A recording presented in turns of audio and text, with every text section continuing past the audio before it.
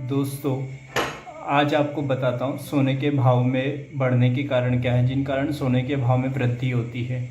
Next video में आपको बताऊँगा कि सोने के भाव किन कारणों से गिरते हैं। तो उससे होगा ये, आप लोगों को क्लैरिटी आ जाएगी, आप लोगों को समझ आ जाएगी कब हम लोगों को सोना खरीदना है और कब हम लोगों को सोना बेचना है।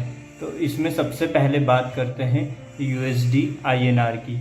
USD INR मतलब क्या? ईयर 2010 में गोल्ड का भाव बेसिकली डॉलर टर्म्स में चलता है।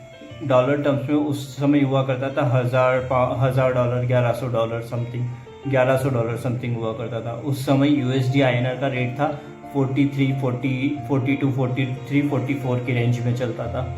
अब वो भाव बढ़कर आपका हो गया है 82, 83 के अराउंड। तो उसके कारण क्या होता है, सोने को जब अपन कन्वर्ट करते हैं, डॉलर से रुपी टर्म में कन्वर्ट करते हैं, तो उसमें प्रीमियम का एप्रिसिएशन आता है और इसके कारण सोने के भाव में वृद्धि होती है। दूसरा पॉइंट, सोने की उपलब्धता की कमी। सोने की उपलब्धता की कमी मतलब क्या? सोना बेसिकली एक ज़मीन से निकलने वाली वस्तु, जिसको माइनिंग करके ही निकाला जा सकता है, जिसको ना मैं बना सकता हूँ ना आप लोग बना सकते हैं, या दुनिया में आर्टिफिशियली तरीके से भी कोई भी नहीं बना सकता है। तो बेसिकली गोल्ड एक ऐसी चीज़ है जिसको माइनिंग करके निकाला जाता है। तो जो ज़मीन होता है, तो सोने की उपलब्धता की कमी मतलब बेसिकली गोल्ड जो है वो रॉ मटेरियल जो निकलता है वो ज़मीन के अंदर से निकलता है, माइनिंग करने पे से निकलता है। तो हर साल उसकी माइनिंग की कॉस्ट बढ़ती है, क्योंकि आज ज़मीन में जब आप जहाँ पे गोल्ड निकला वहाँ पे अगर 100 मीटर का गड्ढा खोदेंगे, तो उसके बाद में वो आपको 100 मीटर, अगली बार जब आप माइनिंग करने जाएंगे तो वो 100 मीटर नहीं, आपको 150 मीटर करना पड़ेगा या 200 मीटर करना पड़ेगा। तो उसकी कॉस्ट हमेशा, कॉस्ट ऑफ प्रोडक्शन जो है वो बढ़ता रहता है और उसकी सप्लाई जो है वो हमेशा शॉर्ट रहती है। तो इसके कारण गोल्ड में हमेशा मांग बनी रहती है। इसके कारण गोल्ड के भाव हमेशा बढ़ते रहते हैं। एक तो कॉस्ट ऑफ प्रोडक्शन बढ़ती है, दूसरा उसकी उसकी सप्लाई कम है। तीसरे कारण की बात करें तो अर्थव्यवस्था में अनिश्चितता। इसका मतलब क्या होता है? आपने कोविड देखा, कोविड में सारी इन्वेस्टमेंट फ्लॉप हो गए, पूरे वर्ल्ड में त्राही मच गई। तो उसमें क्या हुआ, गोल्ड के रेट ही बढ़े। तो इसलिए अर्थव्यवस्था में अनिश्चितता के समय में गोल्ड हमेशा अच्छा रिटर्न देता है। या फिर आप लोगों ने अभी यूक्रेन रशिया वार देखा होगा, तो उसमें भी गोल्ड के रेट अच्छे बढ़े थे। उसके बाद में आपने जब आपका नोटबंदी हुआ इंडिया में, तो नोटबंदी के समय भी आप लोगों ने देखा होगा कि 28,000 का गोल्ड पुराने नोट में भाव जो है वो 50,000 तक गया था।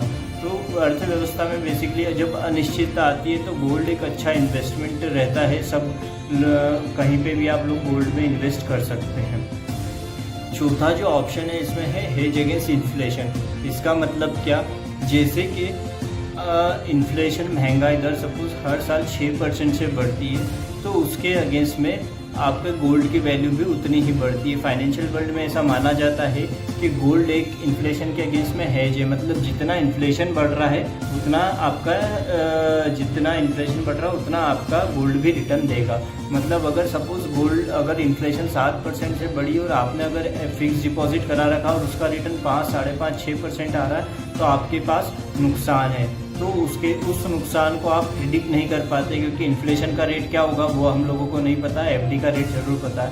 तो आप लोग गोल्ड में इन्वेस्ट करिए, तो उससे आपकी महंगाई दर जिस हिसाब से बढ़ रही, तो उस हिसाब से आप लोग आपकी वैल्यू भी, आपके पैसे की वैल्यू भी बढ़ेगी। तो एक बहुत अच्छा इन्वेस्टमेंट ऑप्शन है। तो ये जो बेसिकली रीजंस है, ये है मेनली जो सोने के भाव को बढ़ने के कारण है, और ये मेन रीज़न है। इसके अलावा बहुत सारे दूसरे छोटे छोटे मैक्रो लेवल पे अलग अलग होते हैं, पर ये बेसिकली मेन रीज़न जो उभर के आए हैं हमारे एनालिसिस करने के बाद में, जिनके कारण सोने के भाव में बढ़ोतरी होती है। तो ऐसी ही वीडियो देखने के लिए चैनल को सब्सक्राइब करें, वीडियो को लाइक करें और वीडियो को अपने दोस्तों फ्रेंड्स के साथ में शेयर करें।